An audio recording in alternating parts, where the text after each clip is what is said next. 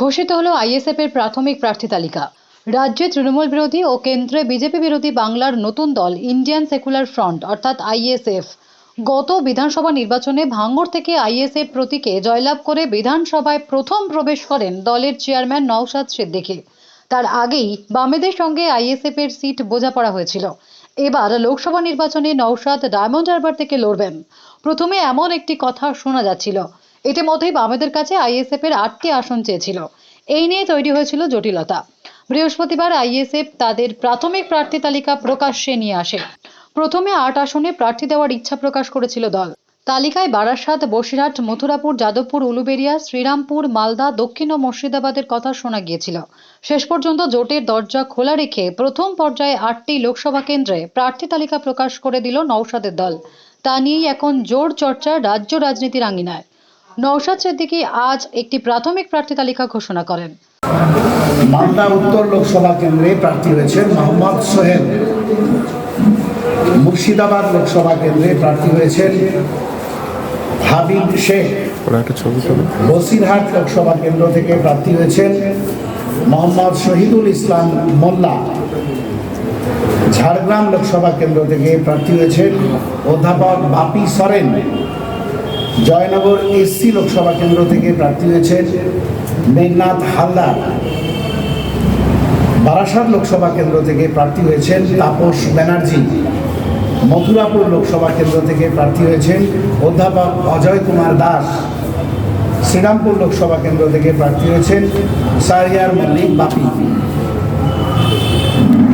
অপরিচিত সব মুখ দেখুন, আইএসএফ তো লিডার তৈরি করতে চাইছে। পরিচিত মুখ দিয়ে কী হবে? পার্লামেন্টে গিয়ে টিকটক করবে। পরিচিত মুখ দিয়ে কী হবে? যেখানে কোশ্চেন আনসার সেশন থেকে শুরু করে, মেনশন থেকে শুরু করে, কলিং অ্যাটেনশন থেকে শুরু করে বিভিন্ন যখন ডিবেটে অংশগ্রহণ দেয় তাদের দেখতে পাওয়া যায় না। যেখানে ন্যাশনাল অ্যাভারেজে হচ্ছে 79% অ্যাটেন্ডেন্স, সেখানে ওয়েস্ট বেঙ্গল থেকে যারা এই হেভিওয়েট পাঠিয়ে তাদের অ্যাটেন্ডেন্স কি দেখুন না। উপনির্বাচনে জয়লাভ করেছিলেন বর্তমান তৃণমূল কংগ্রেসের, যিনি আবার তাদেরকে নমিনেট করছেন আসানসোলের এমপি। ভারতবর্ষের মধ্যে যে কটা এমপি কথা বলেনি পার্লামেন্টে গিয়ে, একটা কথা বলেনি, তার মধ্যে আসানসোলের এমপি আছেন। তাহলে ওই ধরনের হেভি ওয়েটে আমরা বিশ্বাসী নয়। আমরা বিশ্বাসী মাটির মানুষকে, তাদেরকে আমরা নির্বাচিত করে জনগণের জনপ্রতিনিধি করে আমরা পার্লামেন্টে পাঠাতে চাই। যেমন আমাদের অধ্যাপক বাপি সরেন মহাশয়, আপনারা তার একটু পাস রেকর্ডটা দেখবেন। হয়তো টিভির সামনে আসেনি ঠিক কথা, কিন্তু তিনি মানুষের জন্য, সোসাইটির জন্য তার অনেক বড় জব ছেড়ে তিনি এখন অধ্যাপনার কাজে লেগে আছেন, কারণ জাতিকে শিক্ষিত করতে হবে বলে। এই ধরনের আরও যারা আমাদের ক্যান্ডিডেট যারা আমরা দিচ্ছি, দেখবেন প্রত্যেকেরই শিকড়টা মাটির সাথে জুড়ে আছে। আমরা এই ধরনেরই মানুষকে আইনসভার মধ্যে পাঠাতে চাই।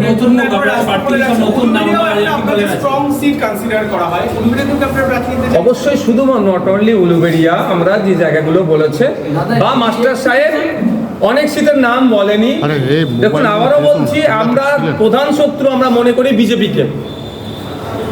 তাদেরকে হারাতে হবে। আর ওই বিজেপিকে বাংলায় যারা স্থান করে দিয়েছে তৃণমূল, তাদেরকেও পরাস্ত করতে হবে।